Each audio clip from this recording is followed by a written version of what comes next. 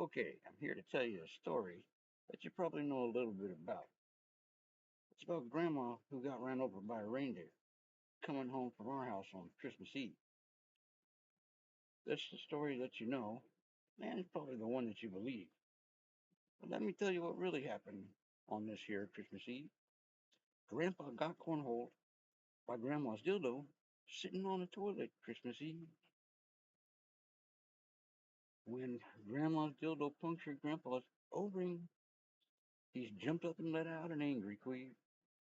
Mad as hell he surely was that very minute. As he came out of the bathroom, storm and sneezed.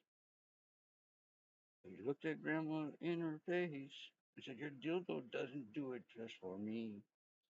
As he cocked his shotgun and he pointed at her, he pulled the trigger quick as he could do.